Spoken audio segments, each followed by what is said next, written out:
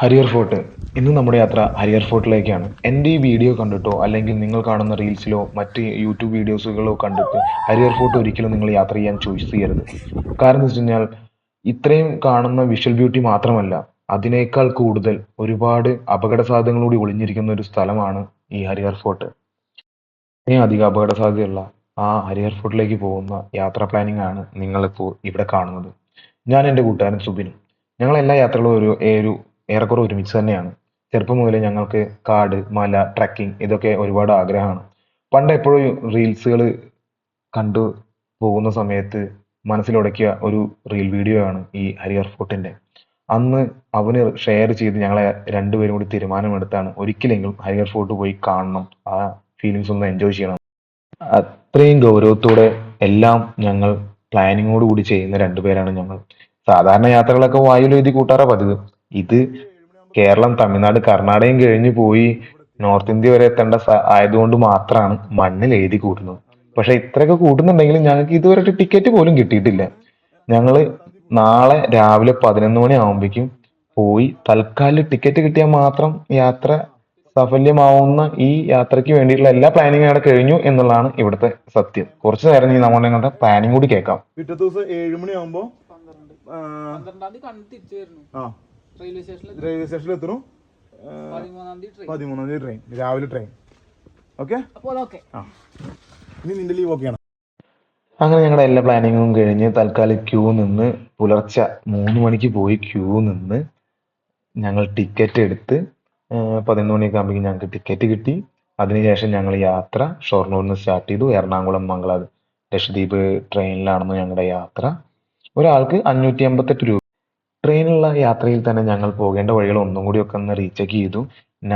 നാസിക്കിലാണ് ഞങ്ങൾക്ക് ട്രെയിനിൽ നിന്ന് ഇറങ്ങേണ്ടത്. നാസിക്കിൽ നിന്ന് ബസ് കയറി ത്രയംബ് പോകുന്ന വഴി ബസ്സിൽ വെച്ചാണ് ഞങ്ങൾക്ക് ഒരുപാട് മലയാളി ഫ്രണ്ട്സുകളെ കിട്ടി.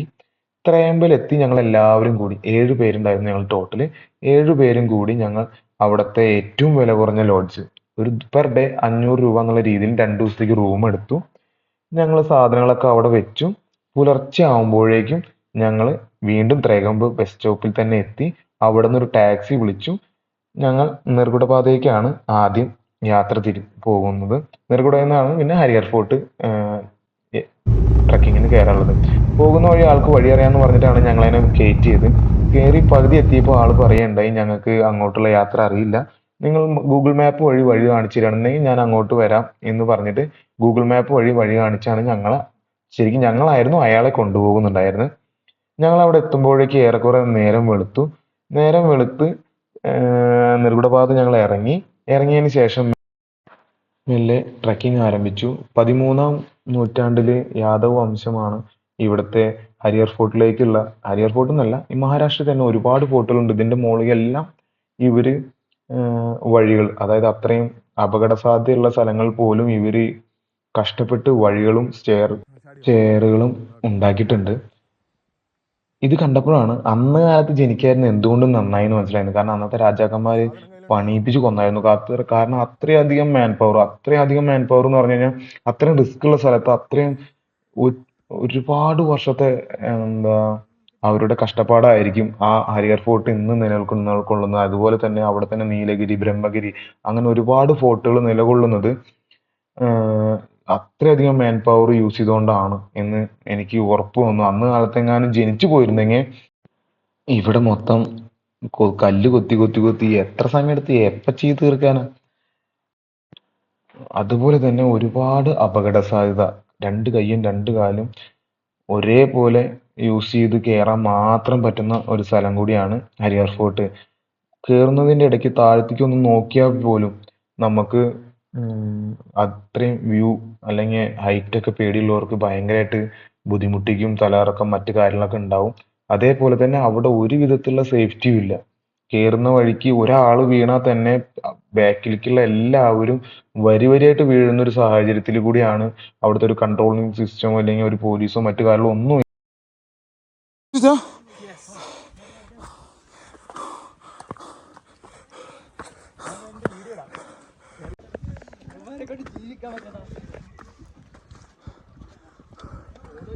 നോക്കണേടാ.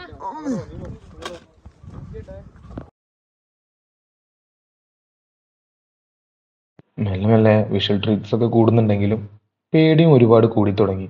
കാരണം മഴയത്തുള്ള വഴുക്കല്, അതിന് സെന്ററിൽ കൂടെയുള്ള യാത്ര, ഇടുങ്ങിയ വഴിയിൽ നിന്ന് താഴത്തേക്ക് നോക്കുമ്പോഴുള്ള പേടിപ്പിക്കുന്ന കാഴ്ചപ്പാട്.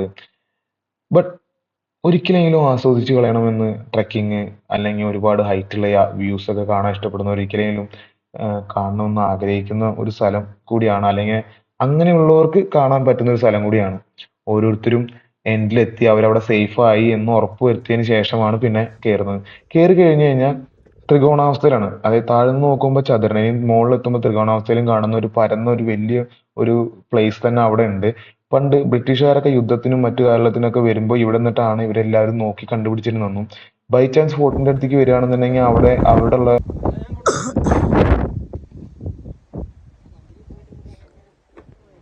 അവർ ശേഖരിച്ചു വെച്ചുള്ള ആയുധങ്ങൾ വെച്ച് തന്നെ അവർക്ക് അത് നേരിടാനും അവരെ തോൽപ്പിക്കാനും പറ്റുമായിരുന്നു.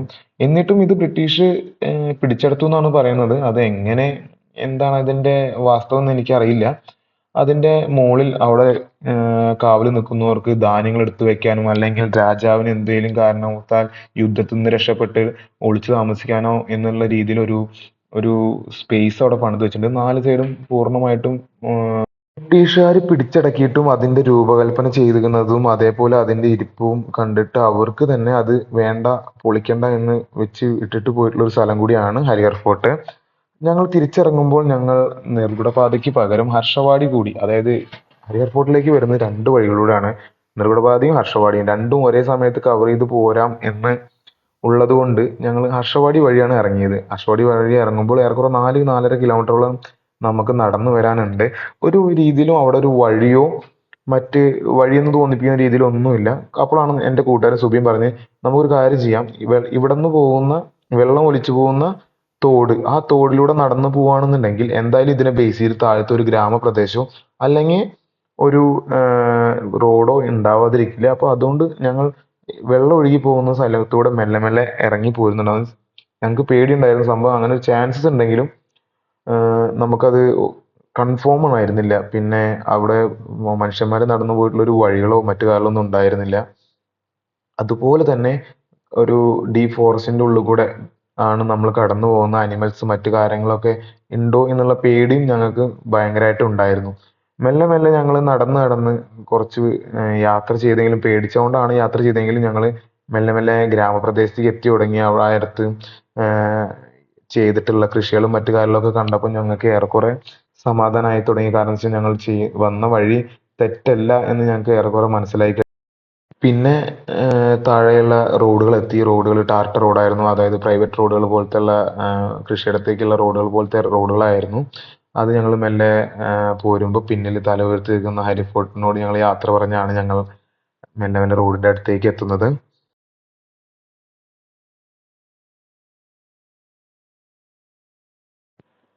ഹർഷവാടി വഴി വന്നപ്പോഴാണ് അവിടുത്തെ ഗ്രാമീണവാസികളുടെ വീട്, സ്കൂള് എന്നിവയൊക്കെ കാണാൻ പറ്റുന്ന ഒരു ഗ്രാമപ്രദേശം, വളരെ ചെറിയൊരു ഗ്രാമം ഞങ്ങൾക്ക് കാണാൻ പറ്റിയത്.